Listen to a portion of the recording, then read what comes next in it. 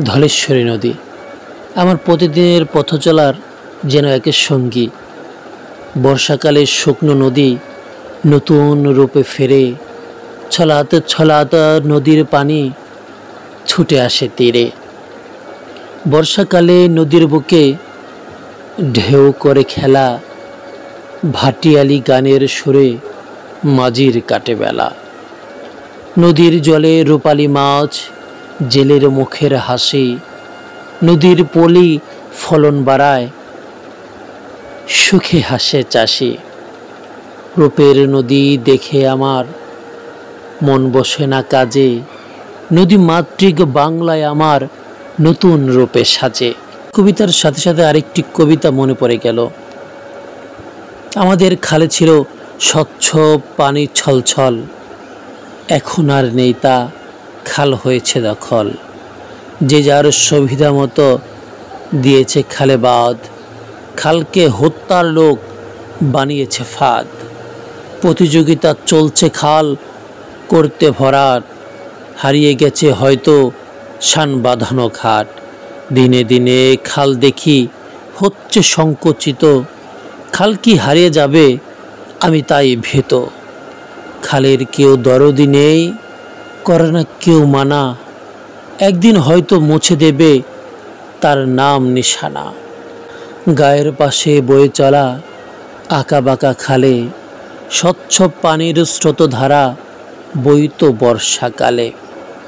ছোট ছোট ডিঙি নৌকা থাকতো বাদা ঘাটে, তাতে চড়ে যেত মানুষ দূর দূরান্তের হাটে। স্বচ্ছ জলে স্রোতধারায় করতাম সবাই স্নান, ছোট বড় ধনী গরিব আরও হিন্দু মুসলমান। খালের উপর বাঁশের তৈরি ছিল কত সাঁকো, মৃদু পায়ে পার হতো গায়ের বুড়ো কাকো।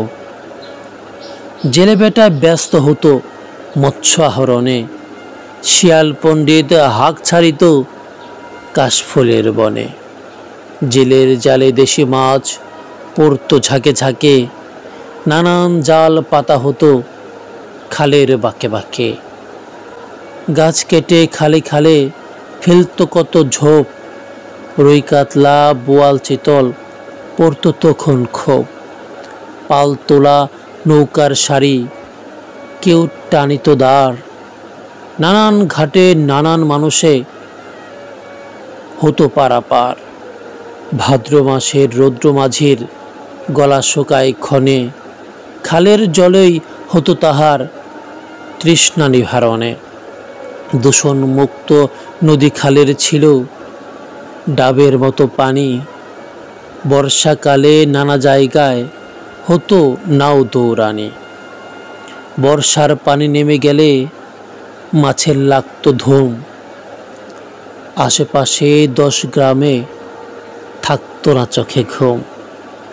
কালের পরিবর্তে আজ যাচ্ছে সব হারিয়ে, অসহায়ের মতো আমি শুধু দেখছি তা দাঁড়িয়ে।